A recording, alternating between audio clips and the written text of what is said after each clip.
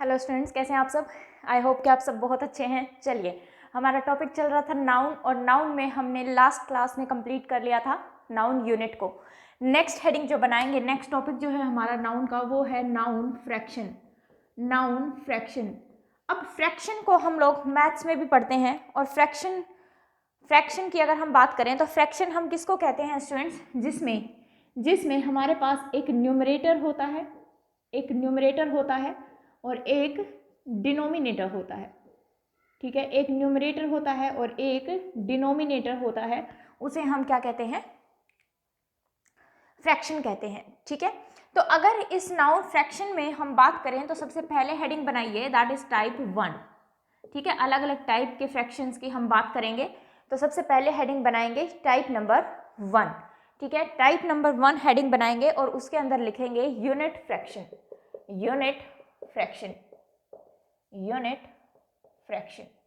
ठीक है, unit fraction हम किसको कहेंगे स्टूडेंट्स, कि जिसका न्यूमरेटर तो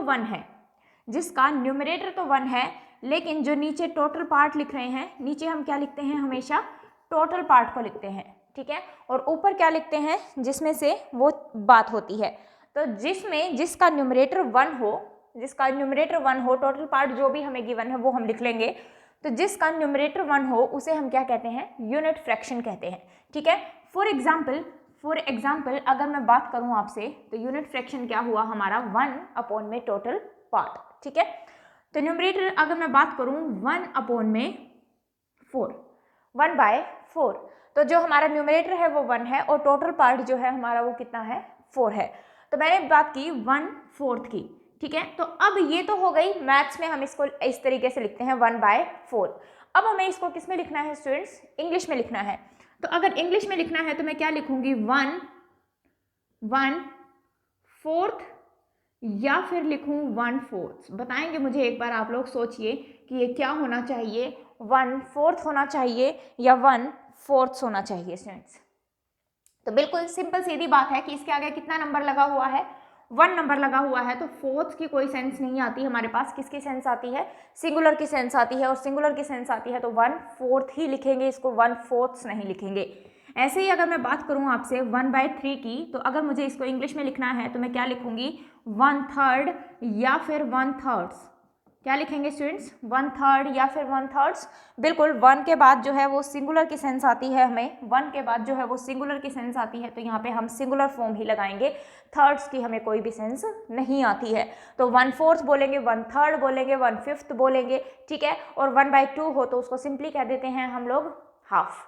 ओके, तो ये चीज आपको ध्यान रखनी है। तो यूनिट फ्रैक्शन में हमें यही सीखना है कि जब 1 ही लगा रहे हैं हम उसके आगे, तो उसके आगे हम सिंगुलर फॉर्म को ही लिखेंगे, प्लूरल की हमारे पास कोई भी सेंस नहीं आती है। तो आई थिंक टाइप नंबर 1 आपको क्लियर है। इसके बाद हेडिंग बनाएंगे टाइप नंबर 2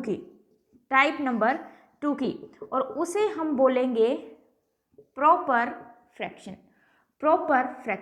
अब ध्यान दो स्टूडेंट्स, प्रॉपर फ्रैक्शन हम किसे कहते हैं, प्रॉपर फ्रैक्शन हम उस फ्रैक्शन को कहते हैं जिसमें हमारा जो ऊपर वाला न्यूमरेटर है, जो हमारा न्यूमरेटर होगा, वो ये वाला जो पार्ट है वो कम होगा किससे, हमारे टोटल पार्ट से।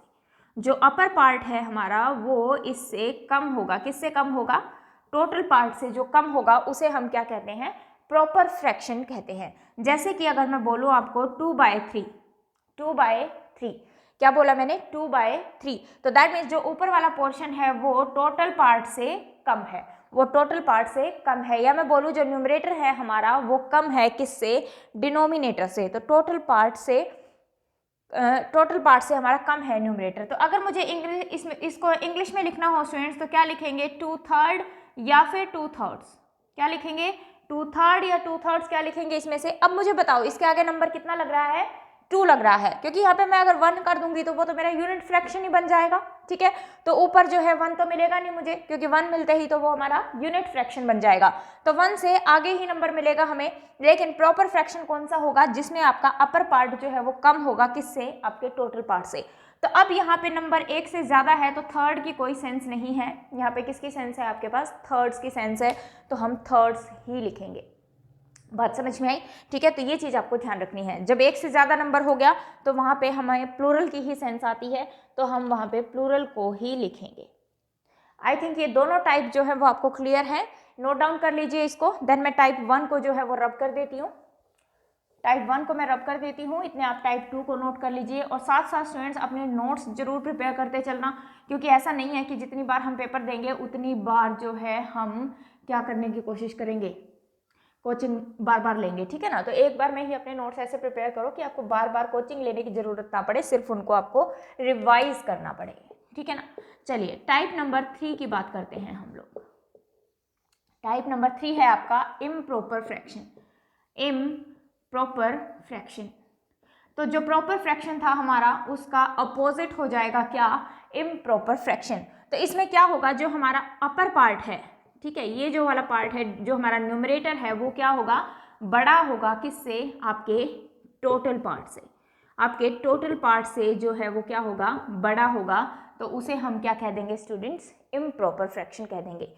उसको क्या कह देंगे, इम्प्रॉपर फ्रैक्शन कह देंगे। जैसे कि मैं अगर आपको बोल दूँ 5/3, क्या बोल दूँ, 5/3, तो दैट मीन्स कि हमारा जो अपर पार्ट है वो बड़ा है और जो टोटल पार्ट है वो हमारा कम है। तो अगर मुझे इसको इंग्लिश में लिखना हो तो मैं क्या लिखूंगी, बताएंगे मुझे एक बार, क्या लिखेंगे हम, 5/3 या फिर थर्ड्स, या फिर इसको लिखेंगे 5/3 या फिर थर्ड्स, 5/3 या फिर थर्ड्स, दोनों में से क्या लिखेंगे भाई इसको। तो 5/3 नहीं लिखेंगे हम, ये नीचे वाला तो बिल्कुल ही गलत हो जाएगा। तो 5, अब 5 एक से ज़्यादा नंबर है, 5 एक से ज़्यादा नंबर है, तो थर्ड की हमारे पास कोई सेंस नहीं है, यहाँ पे थर्ड्स ही आएगा, तो वहाँ पे हम थर्ड्स को लगाएंगे। लेकिन इसको बोला क्या जाता है स्टूडेंट्स, प्रॉपर फ्रैक्शन बोला जाता है। क्या बोला जाता है, प्रॉपर फ्रैक्शन बोला जाता है। तो ये है आपका टाइप नंबर 3, जब हमारा न्यूमरेटर जो है वो बड़ा हो किससे, हमारे डिनोमिनेटर से, या मैं बोलूँ हमारे टोटल पार्ट से। अगर न्यूमरेटर बड़ा है तो उसे कहा जाता है इम्प्रॉपर फ्रैक्शन। और अगर एक से नंबर ऊपर ज़्यादा ही है तो आगे हम हमेशा ही जो डिनोमिनेटर लिख रहे होंगे वो प्लूरल में ही लिखेंगे, ठीक है। इसके बाद अगर हम बात करें टाइप नंबर 4 की, और टाइप नंबर 4 है आपका मिक्स्ड फ्रैक्शन। टाइप नंबर 4 है आपका मिक्स्ड फ्रैक्शन, ये भी हम लोग मैथ्स में पढ़ते हैं, मिक्स्ड फ्रैक्शन।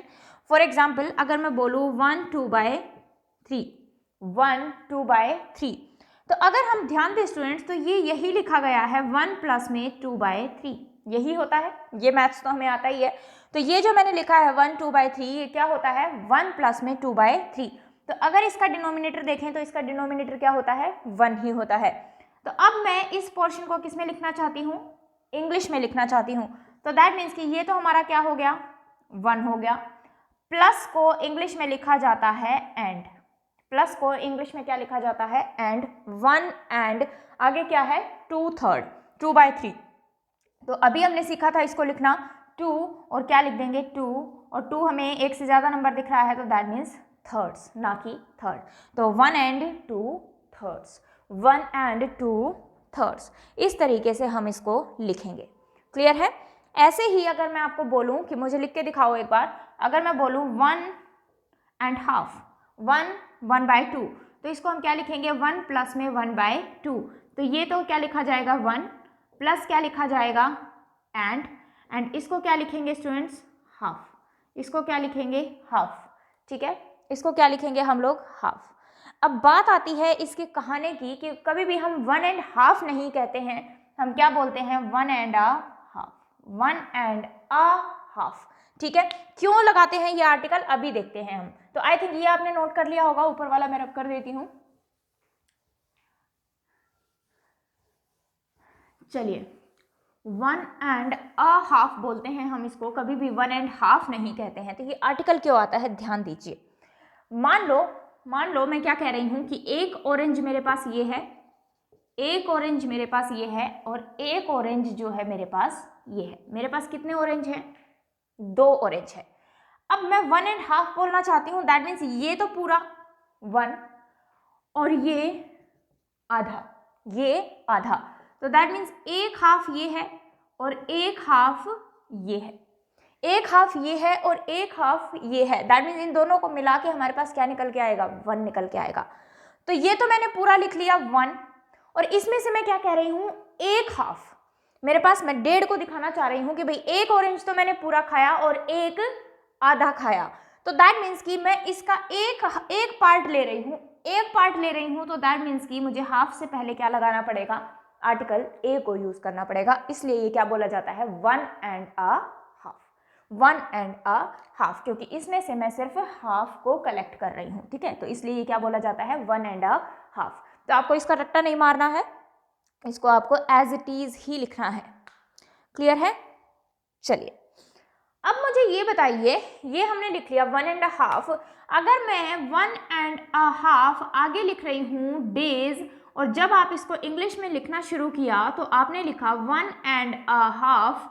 अब मुझे बताओ आगे क्या लिखोगे, डे या फिर डेज? आगे क्या लिखोगे स्टूडेंट्स, डे या फिर डेज? ये बात बताने वाली नहीं है, लेकिन मैं इसलिए बता रही हूँ क्योंकि कई बार स्टूडेंट्स के दिमाग में क्या आता है, आगे तो हाफ ही लिखा गया है, तो हाफ तो एक से कम ही होता है ना। एक के लिए भी हम सिंगुलर लगाते हैं और एक से नीचे कम है तो उसके लिए भी हम सिंगुलर लगाएंगे। लेकिन मुझे ये बताओ स्टूडेंट्स, क्या खाली हाफ है हमारे पास? ये 1 भी तो है, तो दैट मीन्स कि ये पूरा कंपाउंड ही तो एक साथ बोला जा रहा है 1 एंड अ हाफ, तो एक से तो ज्यादा ही है हमारे पास चीज, तो ये गलती नहीं कर रही है कि यहाँ आप डे लगा दो, क्या लगेगा, डेज ही लगेगा। तो सिंपली 1 होता, सिंपली हाफ होता तो डे आता, डेज नहीं आता। लेकिन जैसे ही चीजें 1 से ज्यादा चली गई तो आपका हमेशा ही जो आगे नाउन आप लोग लिख रहे होगे वो कैसा लिखा जाएगा, प्लूरल लिखा जाएगा, ठीक है। इसको नोट कर लीजिए, फिर हम आगे बात करते हैं।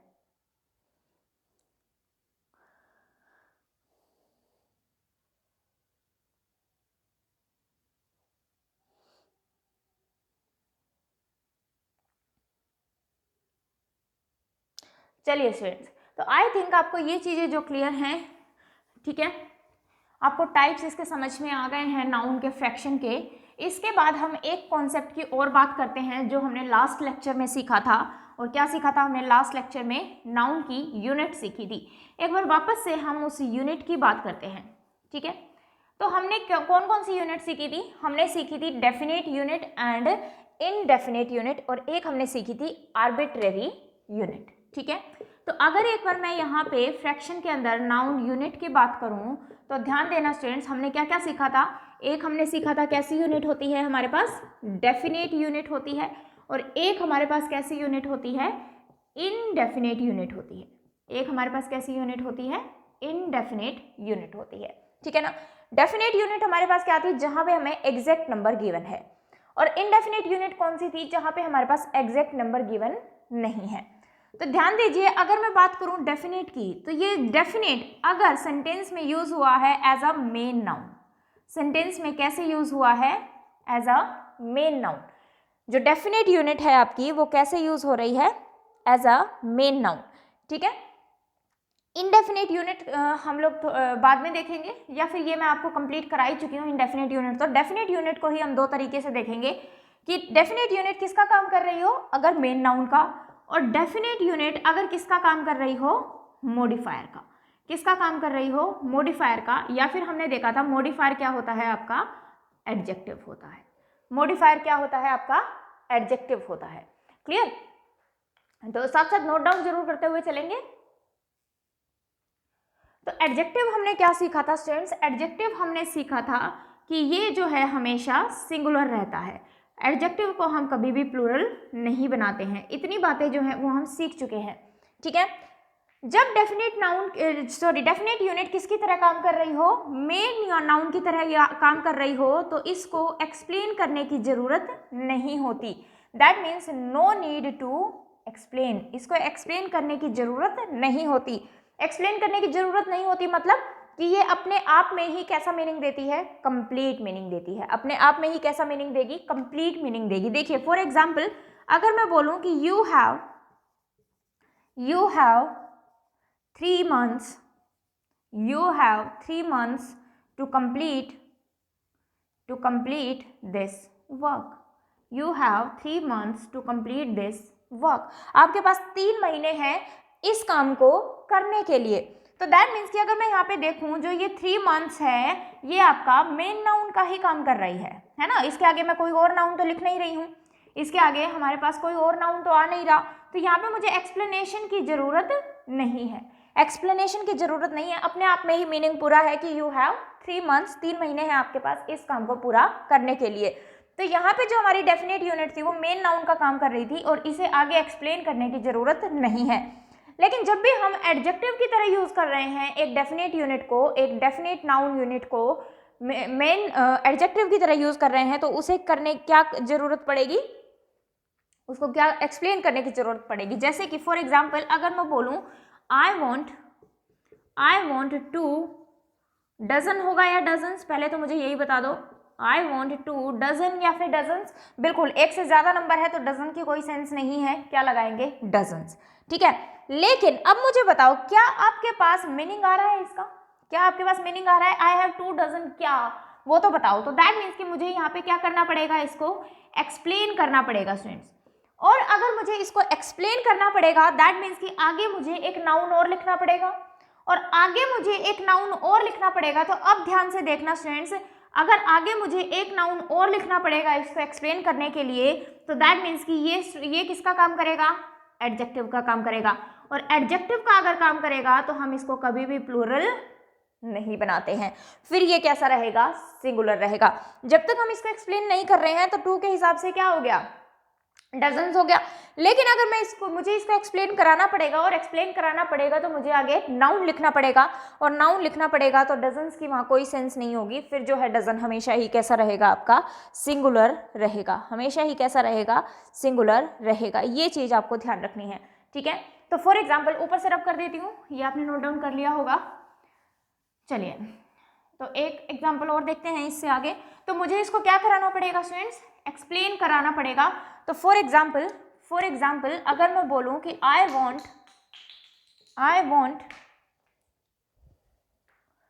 टू डजन या फिर dozens books, I want two dozen या फिर डजन्स बुक्स, तो मुझे क्या चाहिए, 2 दर्जन किताबें चाहिए। और किताबें चाहिए तो दैट मीन्स कि ये एडजेक्टिव का काम करेगा, मॉडिफायर का काम करेगा, और अगर ये एडजेक्टिव का काम करेगा तो मेन नाउन हमारा क्या हुआ, बुक्स हुआ। ये सारी चीज़ें मैं आपको ऑलरेडी समझा चुकी हूँ। तो जो डायरेक्ट आज का लेक्चर देख रहे हो स्टूडेंट्स, पहले अपने पुराने लेक्चर सारे कंप्लीट कर लेना, पहले पार्ट्स ऑफ स्पीच को देखना, देन नाउन को स्टार्ट करना, तभी आपको चीज़ें जो है वो बेहतर समझ में आएंगी, ठीक है ना। तो इस चीज़ का आपको स्पेशली ध्यान रखना है। ऐसे ही मैं एक बात और लिखती हूँ, ध्यान देना। अगर मैं बोलूँ कि आई हैव फिनिश्ड 2/3 या फिर थर्ड्स, अभी जो हमने सीखा था उसके हिसाब से बताना। आई हैव फिनिश्ड 2/3 या फिर 2/3। अब 2 है तो थर्ड नहीं आएगा, क्या आना चाहिए, थर्ड्स आना चाहिए। इतनी बात हम सबको समझ में आती है। लेकिन मुझे ये बताइए क्या सेंटेंस के हिसाब से इसका मीनिंग पूरा आ रहा है, आई हैव फिनिश्ड 2/3, तो मुझे बताना पड़ेगा आगे क्या, भाई मैंने क्या फिनिश किया, 2/3 मैंने क्या फिनिश किया।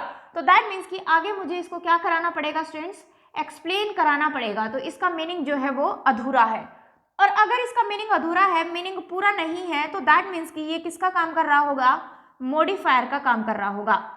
और अगर ये मॉडिफायर का काम कर रहा होगा दैट मीन्स ये एडजेक्टिव है, और एडजेक्टिव को हम कभी भी प्लूरल नहीं बनाते हैं। तो जब तक ये नाउन का काम कर रहा था तो हमने इसको क्या लिखा था, 2/3, लेकिन जब ये एडजेक्टिव का काम कर रहा है तो यहाँ थर्ड्स नहीं आएगा, आपको क्या लगाना पड़ेगा, थर्ड यूज करना पड़ेगा। तो ये आपको हमेशा ध्यान रखना है कि सेंटेंस में जो हमने फ्रैक्शन सीखा है वो सेंटेंस में मेन नाउन की तरह यूज हो रहा है, या फिर वो सेंटेंस में as a modifier, as an adjective use हो रहा है। तो इस बात का आपको स्पेशली ध्यान रखना है। तो ये सेंटेंस में एडजेक्टिव की तरह यूज हुआ, तो हमें पता है एडजेक्टिव को हम कभी भी प्लूरल नहीं बनाते, और एडजेक्टिव को हम कभी भी प्लूरल नहीं बनाते। तो बेशक यहाँ 2 है लेकिन ये क्या रहेगा, थर्ड ही रहेगा। तो अगर मैं इस सेंटेंस में इसको एक्सप्लेन कराऊं तो मैं क्या लिखूं, अगर मैं लिख दूं आई हैव फिनिश्ड 2/3 वर्क, ठीक है, 2/3 काम जो है वो मैं खत्म कर चुकी हूं। तो मेन नाउन हमारा क्या हुआ, वर्क, ठीक है, और जो 2/3 है उसने किसका काम किया स्टूडेंट्स, मॉडिफायर का, या मैं बोलूं एडजेक्टिव का, और एडजेक्टिव को हम कभी भी प्लूरल नहीं बनाते हैं। तो ये चीज़ आपको स्पेशली ध्यान रखनी है कि जो भी हमारी डेफिनेट यूनिट यूज़ हो रही है वो डेफिनेट यूनिट मेन नाउन का काम कर रही है या वो डेफिनेट यूनिट जो है वो एडजेक्टिव का काम कर रही है। अगर मेन नाउन का काम कर रही है तो उसे एक्सप्लेन कराने की ज़रूरत नहीं है क्योंकि वो अपने आप में कंप्लीट मीनिंग देगा। और अगर हमारा मॉडिफायर की तरह काम कर रहा है तो उसे हमें एक्सप्लेन कराना पड़ेगा और आगे हमें एक मेन नाउन को जो है वो लिखना पड़ेगा। ठीक है, ये बात समझ में आई सभी को? चलिए एक सेंटेंस और लिख रही हूँ, ये आपने नोट कर लिया होगा। एक दो सेंटेंसेस और देखते हैं, अगर वो आपको समझ में आए तो दैट मीन्स कि आपको फ्रैक्शन जो है वो समझ में आ गया है। ठीक है, किस तरीके से हमें यूज़ करना है।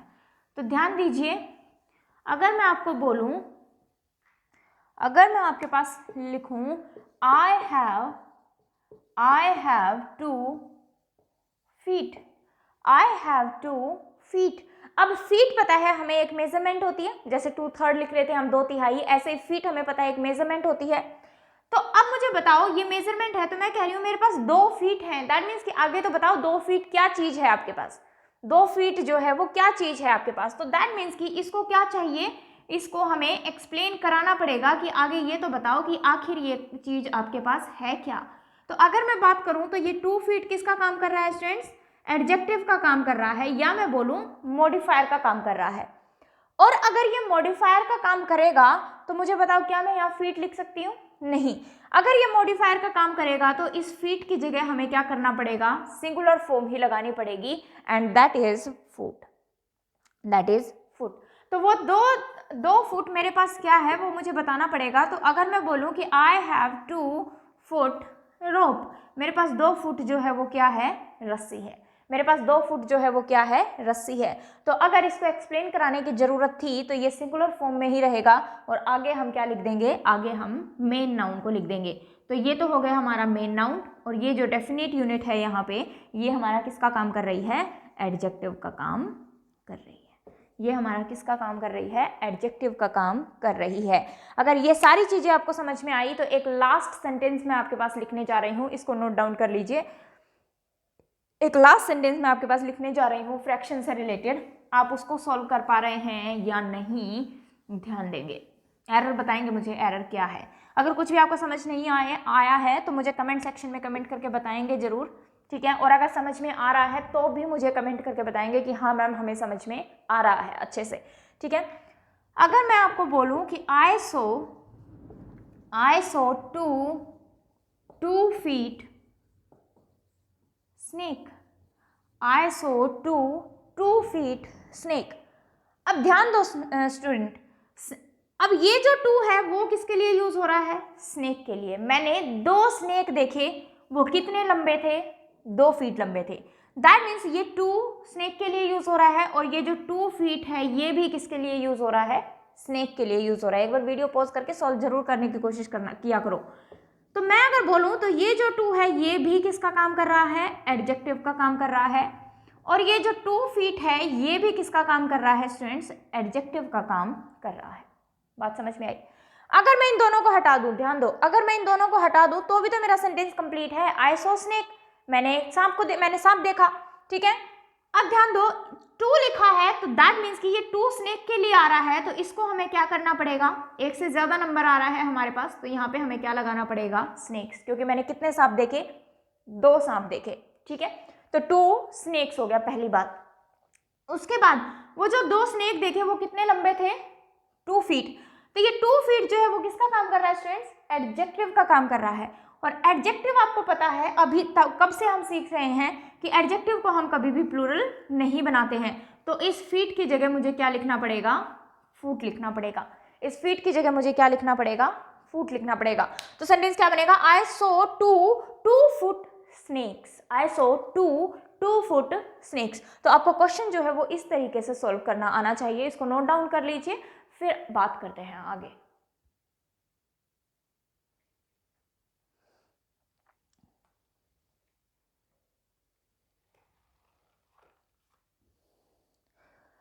चलिए स्टूडेंट्स, तो इसके साथ में जो आपका नाउन फ्रैक्शन है वो कंप्लीट हो जाता है। नाउन फ्रैक्शन के रिगार्डिंग आप कहीं से भी कोई भी प्रैक्टिस अगर कर रहे हैं, वैसे आपको प्रैक्टिस नहीं करनी है, अभी जो मैं नाउन आपको समझाती जा रही हूँ बस आपको वो साथ साथ में थ्योरी जो है वो समझते हुए चलनी है। लास्ट में हम प्रैक्टिस करेंगे तब उसके बारे में बात करेंगे। लेकिन अगर फिर भी आप कहीं से भी प्रैक्टिस कर रहे हो, आपको किसी भी सेंटेंस में कोई दिक्कत आ रही है, तो कमेंट सेक्शन में मुझे वो छोड़ देंगे। आप मुझे फेसबुक पेज पे भी फॉलो कर सकते हैं, टेलीग्राम चैनल पे भी फॉलो कर सकते हैं। सभी मेरे इंग्लिश प्राइम मिलन सिंह के ही नाम से हैं और इनके लिंक भी आपको डिस्क्रिप्शन में नीचे मिल जाएंगे। और स्टूडेंट्स, वीडियो को ज़्यादा से ज़्यादा शेयर करें ताकि ज़्यादा से ज़्यादा स्टूडेंट इसका बेनिफिट उठा सकें, ठीक है। और जिसने चैनल को सब्सक्राइब ना किया हो वो चैनल को सब्सक्राइब जरूर कर लें, ठीक है। तो बाकी की बातें, बाकी नया टॉपिक हम नाउन का नेक्स्ट लेक्चर में बात करेंगे, ठीक है। चलिए, थैंक यू क्लास।